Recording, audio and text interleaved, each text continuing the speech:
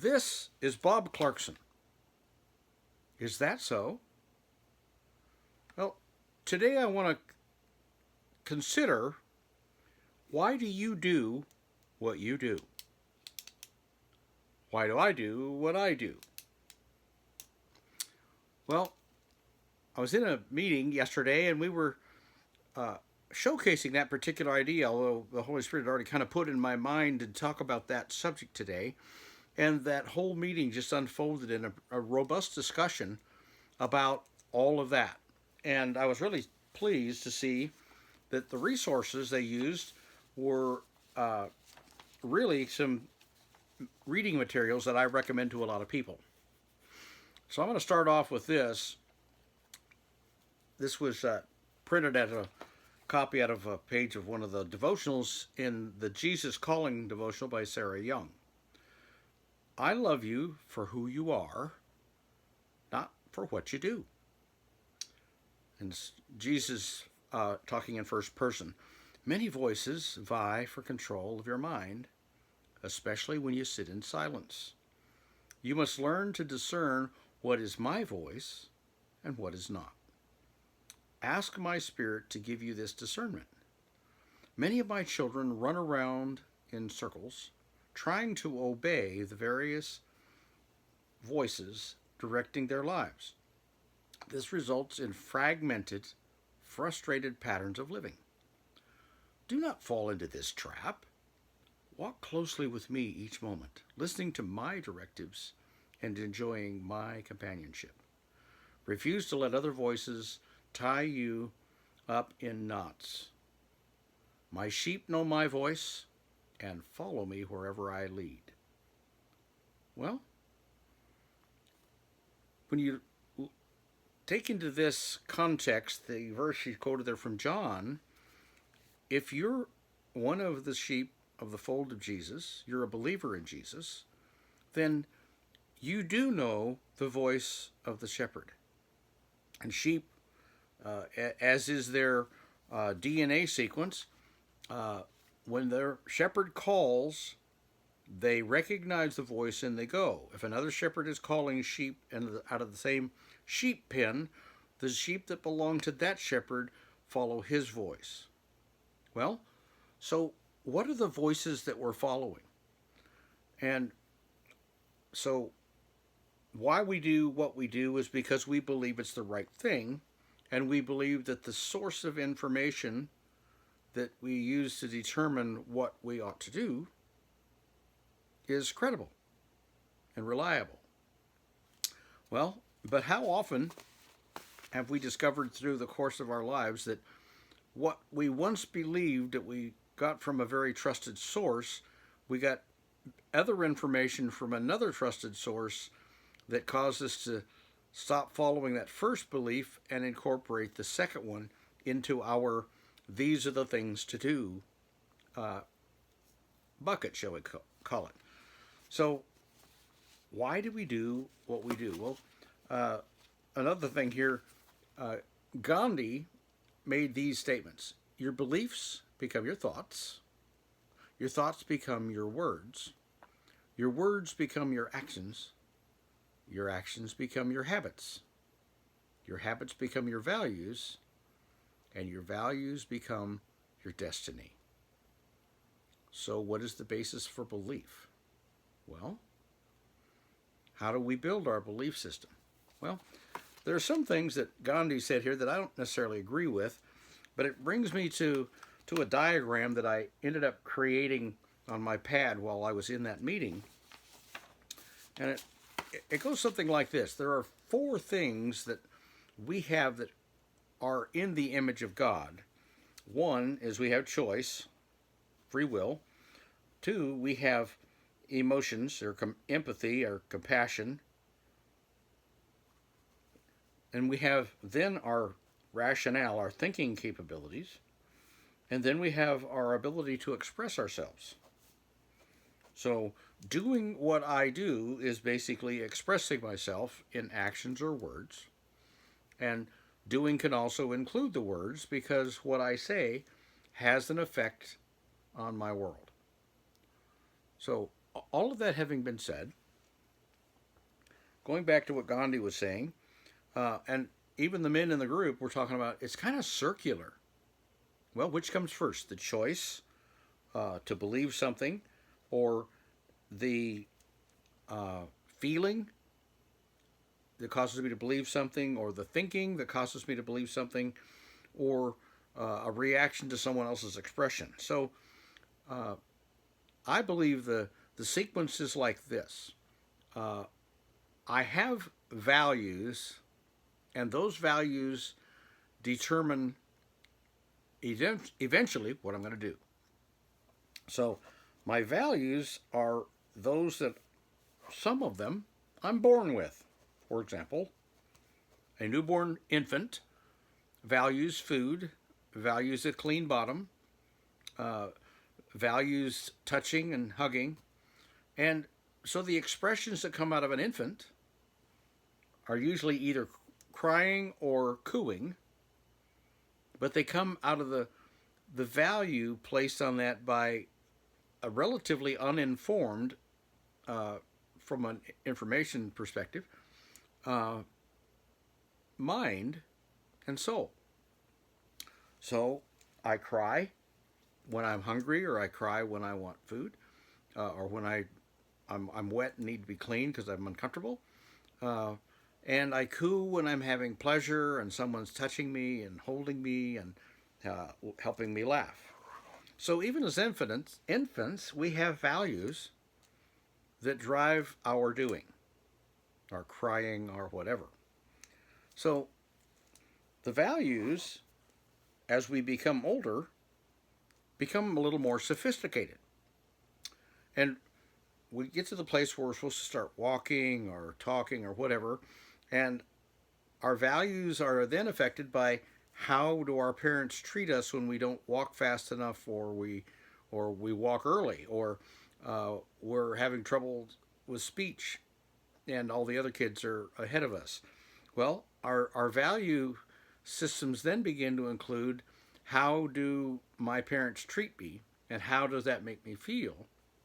And I try hard, even as a toddler, to walk better or talk better or do whatever it seems that they're trying to get me to do, because my values now include pleasing you so that you will treat me well. Okay? So the values continue to play, they're just more sophisticated. And then as we move on from there, we become just a regular old child, school age, and we begin to place value on how total strangers and teachers and other peers and leaders treat us, and we value a good treatment. We value their respect, their thank yous, their appreciations, their whatever, and those values cause us to do things to get those values satisfied with the right kind of response or reaction from other people to who we are. So again, values play in. Well, Gandhi was suggesting values are kind of the end of the cycle. I think the values are the beginning of everything. And we value most three things: prosperity, popularity, and power. Or these could be expressed as comfort and clapping and control. Those are the three tenets of Christ. Those are the three primary things we're going for. And so we're motivated to place value on these things. It is the natural order and construct and, shall I say, DNA sequence of the human being. Now notice the word human being does not say human doing. It's about being. Well, and when I be's who I is, and people don't like that, I may put on a mask or put on a front or try to adjust my behavior that is contrary to my normal operating system in order to get the prosperity or the popularity or the power that I desire. Well, and power, I think, might be better stated as I want to have an influence on somebody, a positive impact. Okay? So power doesn't have to be like a greedy power monger kind of warrior who's going to try to conquer the world, but we do want to conquer our local, independent, personal world in whatever means and with whatever weapons are necessary. So, come back to the four things in which we are made in the image of God. We have choice or a free will to choose what we will believe, and then how that is affected, whether we're embraced or rejected because of what we choose to believe, strikes our emotions. If it's a positive, hugging, embrace, hey, I like what you think, Bob. I like how you live. It's a positive input. If I don't, it's negative input. The first will cause me to run towards you. The second will cause me to run away from you. As Carl Rogers put it, he used the word positive regard. Well, yeah, I wanted, and everybody I know wants to be regarded in a positive light by the people with whom they have anything to do at all. And sometimes we get overly possessed with this idea of trying to play to all of the fullness of all of the bodies out there in the audience, and we include everybody in that, and then we become politically correct, and we actually change how we act and live depending on the particular audience of the moment. And if you're a keynote speaker, you're told to read your audience and play to the particular audience that's in front of you. If it's an audience of children, then there are certain things that you might say to adults that you wouldn't say to the kids, that might offend them, might misguide them. So we all do this kind of reaction to the feelings that are conjured up by whether the current audience receives what I'm saying or rejects what I'm saying. Because in a sense, most of us take how they treat our expressions as a personal touch on our soul. So if they're rejecting what we say, they're rejecting us personally. And we have difficulty separating those things out. But for sure, it's our values that cause us to adopt beliefs consistent with those values. And then whether someone accepts or rejects our sense of rightness about those things. Every man's ways are right in his own eyes. And when we operate in that manner, we're going to react emotionally to the acceptance or rejection of others. It's as natural as breathing. And then we actually form our thoughts as to what are we going to do with this feeling being hurt or being affirmed. And that, again, comes from the values, affect our feelings, affect our thinking, and then we determine what we're going to do about that feeling. And then we actually express ourselves. Now, the expression is the most obvious. It's either harsh words or kind words. It's either physical violence or physical tranquility.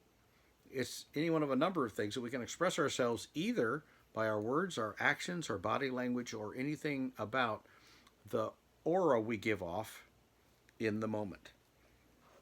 So how we live our lives, what we do, which is the expression, how we do or what we do can be traced all the way back to our values.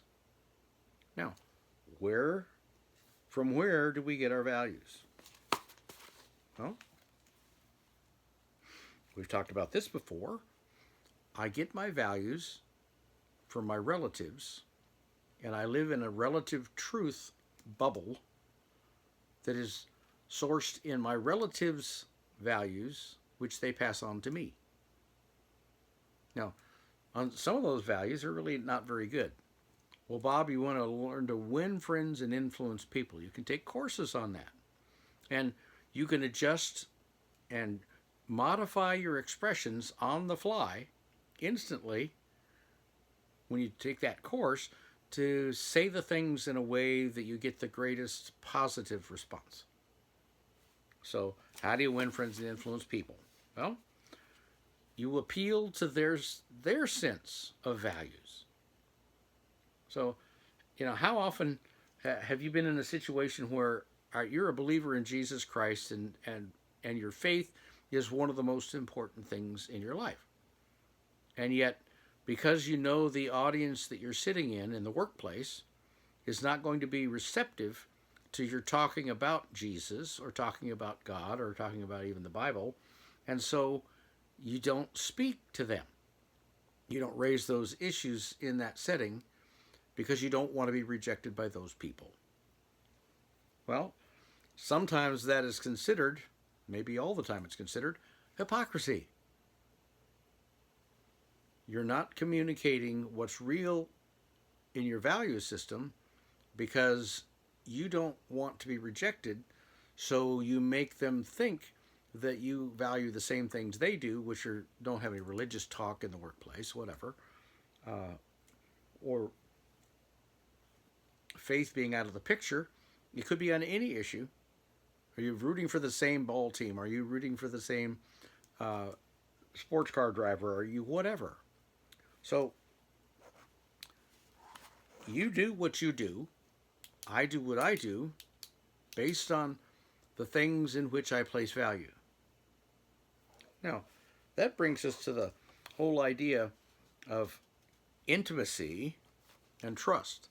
How can we be in relationships with people, intimate relationships with people, unless we trust them, unless we can maintain a focus on their desires and trying to make them feel good and affirmed, unless we have humility, which is, I'm not trying to outdo you, outperform you, I'm not in competition with you, I'm in cooperation with you, and resonance.